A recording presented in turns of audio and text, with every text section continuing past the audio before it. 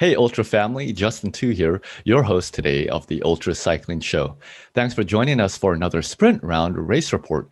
This time it's with our very own co-host, Christoph Strasser, who won first place overall, while also setting a new course record of 16 hours and 55 minutes at the Race Around Niederösterreich, otherwise known as the Race Around Lower Austria. And in fact, Christoph broke his very own record.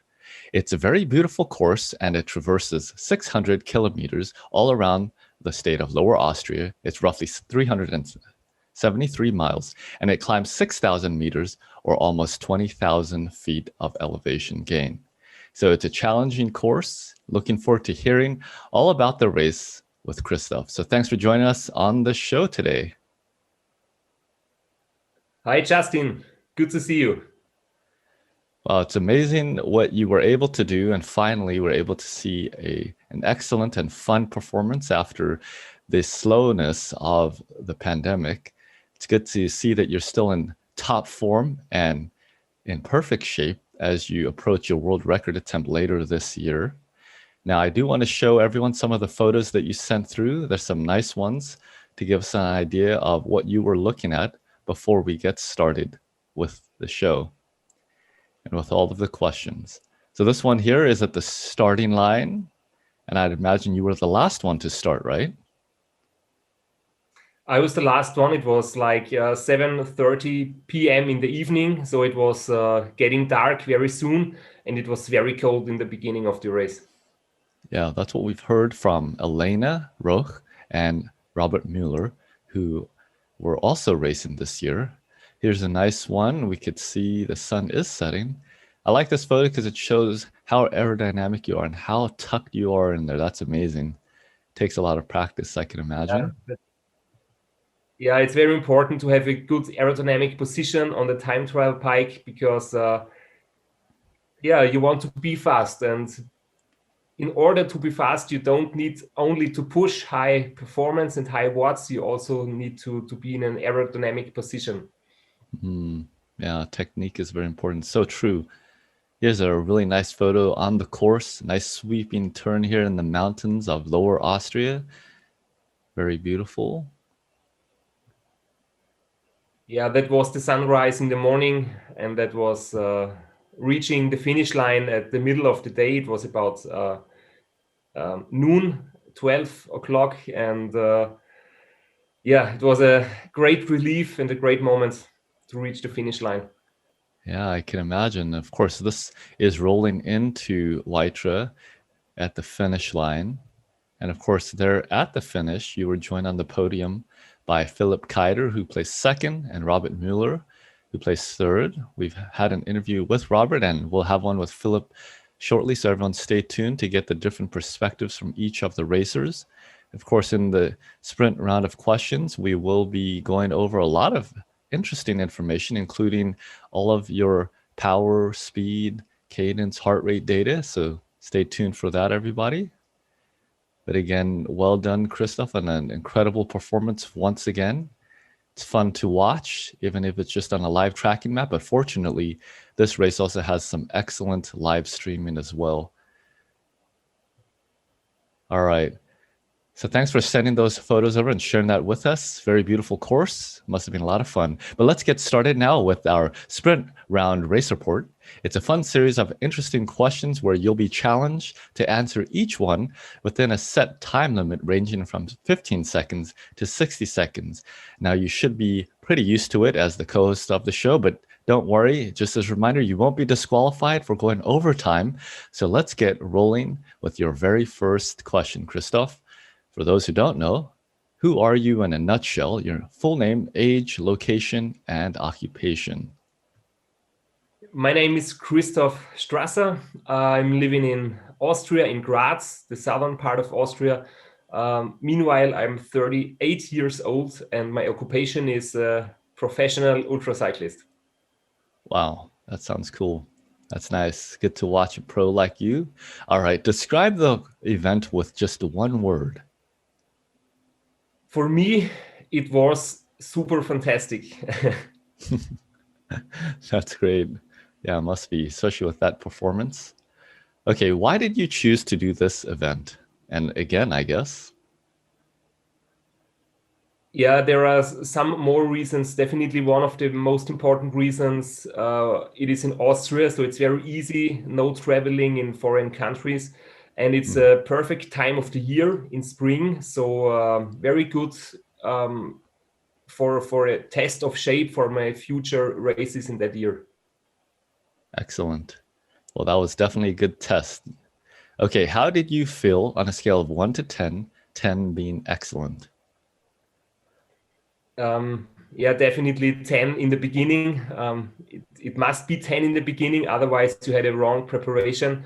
After 2 or 3 hours, it was going down to a number 2 because it was so cold and so exhausting. And in the finish, it was like 7 or 8 again. I had very strong moments in the end of the race. Wow, that's cool. Sounds like an ultra cycling race for sure. Okay, what was your goal versus what your result actually ended up being? This time, definitely my goal was to test my shape. So I wanted to push a high wattage output as long as possible. And of course, I was looking for first place at the final result. But the most important thing for me was keeping my power output very high constantly throughout the race. Yeah, that'll be very important for your upcoming record attempt. Okay, so how much time did you spend off the saddle in this event? Yeah, in that race, we didn't record the off the bike time in detail, but I think it was about 2 minutes because it was changing from the time trial bike to the mountain to the road bike and back. So I was off the bike 2 times for, I think, maybe 2 times 1 minute. Wow, that's a very little bit of time for such a long race. Okay, describe the course for us. Yeah, we have seen the picture of the course, the profile. We can say that 2/3 of the course are really flat, and very fast, and 1/3 of the course is mountainous and hilly. And I think the most difficult part of the race is the final 2.5 hours, because there is a lot of climbing, and the climbing is not steady. There are no long ascents like in the mountains, but there are short and steep ascents like hills, and it's difficult to find rhythm at the end of the race. And of course, you are tired, you're exhausted. So yeah, the final 80 kilometers are really the toughest ones. Wow, yeah, home stretch is always the most difficult, especially when you've been going all out like you were from the beginning. Okay, what time did you start? I think you mentioned that earlier. Yeah, it was about 7:30 p.m. in the evening, and I was the last of the racers to enter the race. Yeah, that's a that's a very late start time, but from our full session interviews with you, we know that you do prefer actually training later in the day. So I suppose it wasn't as bad for you. All No, right. I liked it very much, and until it's not a multi-day race, but just one night of staying awake, it was not a big problem. Right. Yeah, shouldn't be for a pro and a veteran like you. Now, talking about some of the metrics, what was your average and max power in this event? Yeah, I've written that down here on a piece of paper. The average power was 273 watts, and I was Wow. very happy with that number. And the maximum was a little bit more than 500, but only for a few seconds. And yeah, Wow, that's a very high average power. Excellent. Okay, how about your average and max speed on this? the average speed was 35.4 k's per hour, and the maximum in a downhill section was about 77 k's per hour.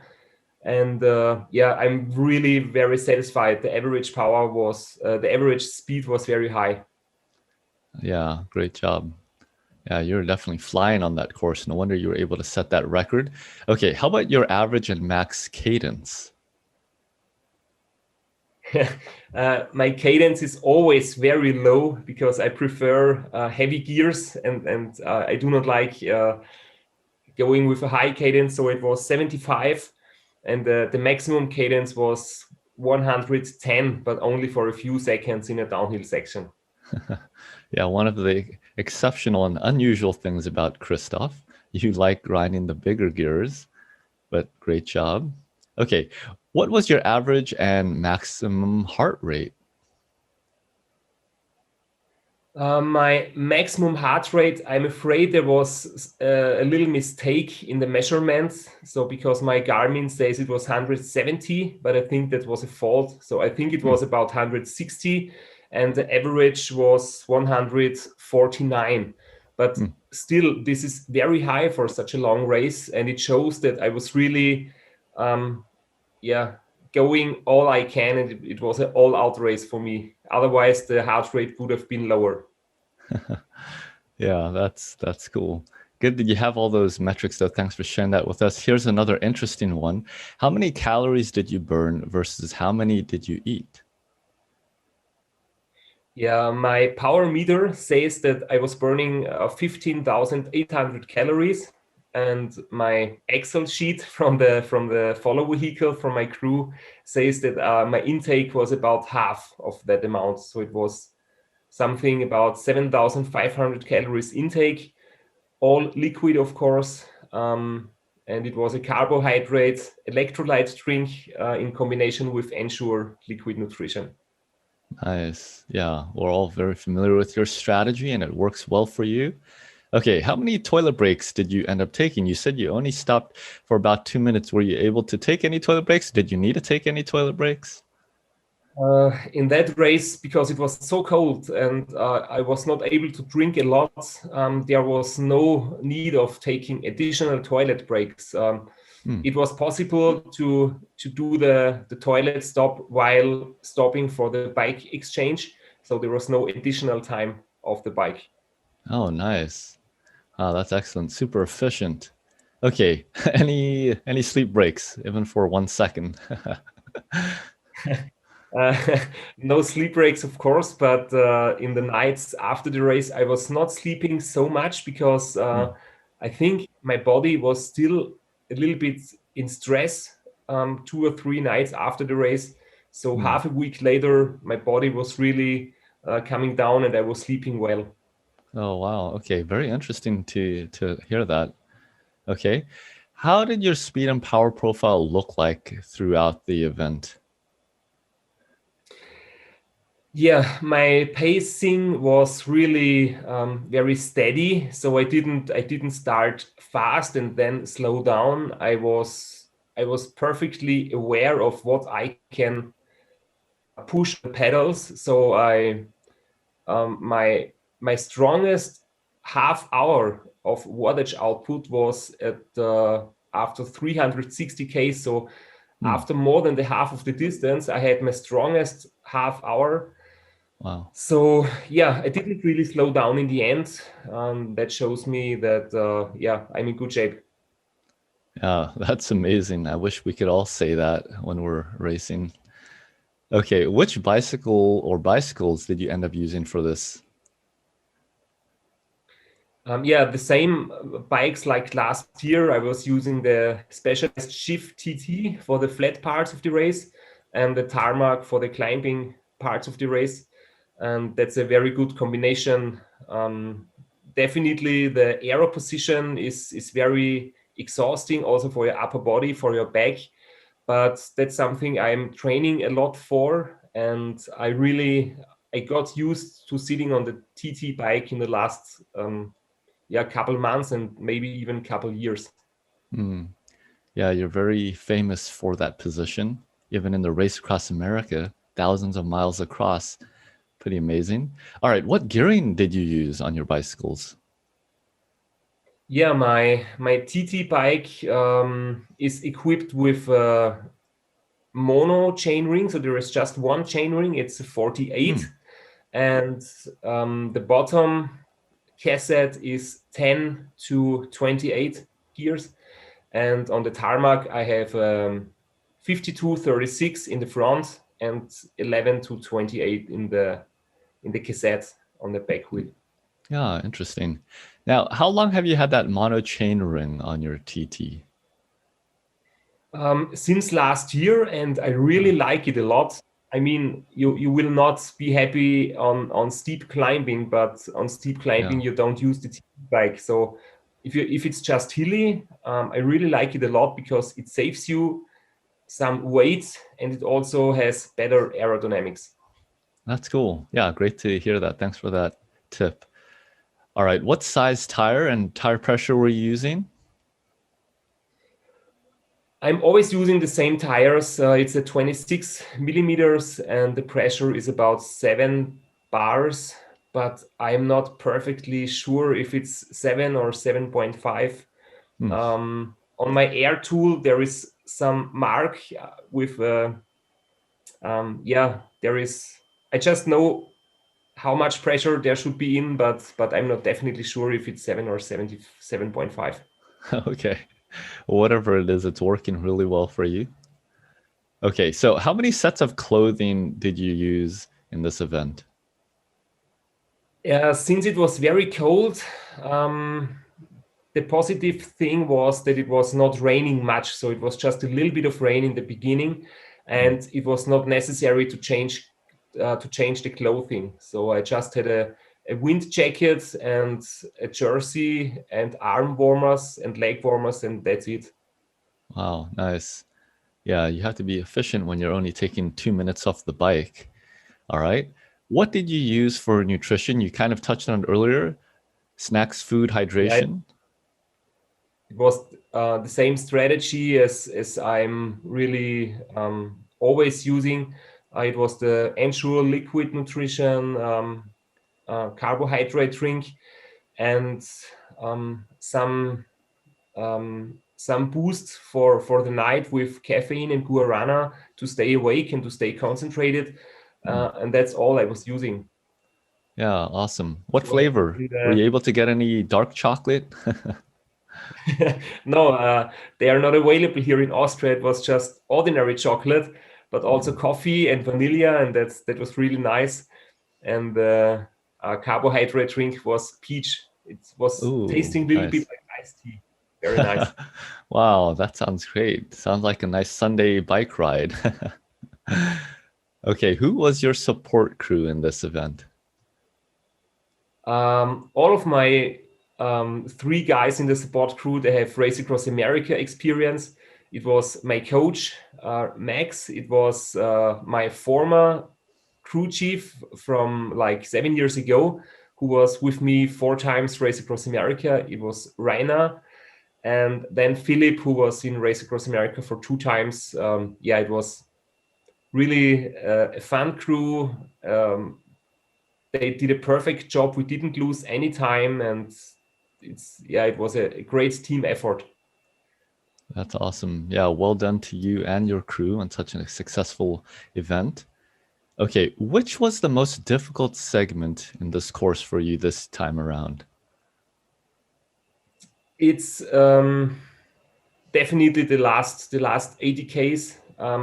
But in this year, I was like perfectly prepared for it, also in my head. So my mental preparation was much better than last year. I was not surprised by the difficult course segment, and so I did really well in the last 2 hours of the race, and I was nailing the new course record, and yeah, finishing faster than 17 hours. Yeah, So that's the most amazing. difficult segment also was maybe my best segment of the race. Hmm, fascinating. Okay, what was the most boring segment of the course and the race for you? Yeah, there is one segment which is really reminds me to Kansas.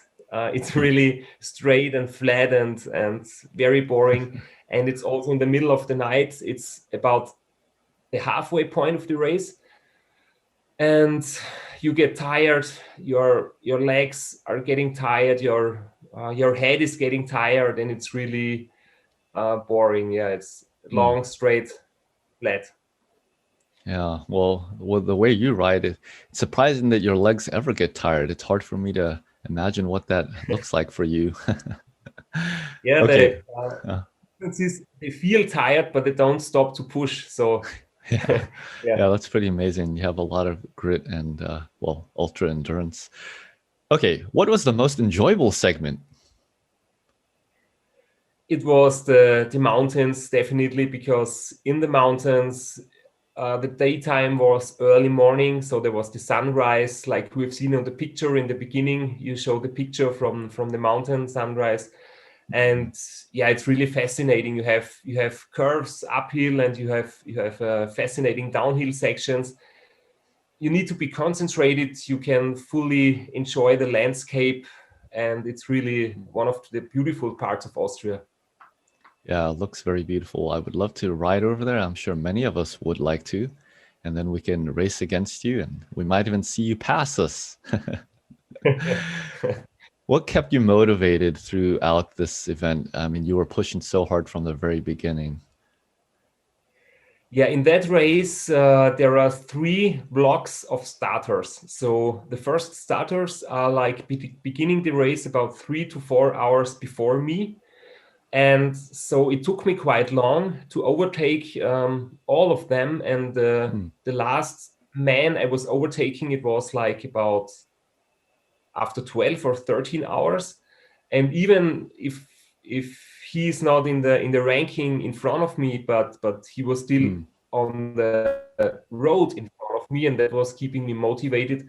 And of course, I was always comparing my personal time from last year and my personal time from that year. And Hmm. every time I found out that I'm a little bit faster than last year, that was great motivation too. Cool. Yeah, you got a lot of incentives. That's awesome. All right. Any unexpected situations during this event for you? Not really. I was prepared for everything which came along.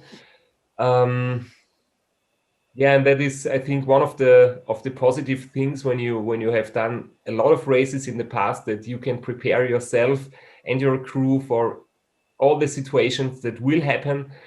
Hmm. And yeah, we have been lucky. Have been no bad situations and no bad surprise, no flat tires, no broken bikes or anything. So it was really a perfect Hmm. about 17 hours on the bike. That's great. Glad you were able to enjoy one. Okay. What lessons did you learn? Anything that you would change for next time around? Um, yeah, we learn a lot in every race, of course, but it's only very small details. In fact, there is nothing I would change for the next time. So I'm really happy that everything was working out. And Hmm. yeah, if the race was to start again, I think I would do everything like I did it. So no Yeah, changes in the future. definitely worked. It was a record-setting race. How long did it take you to recover? Were there any injuries to report up?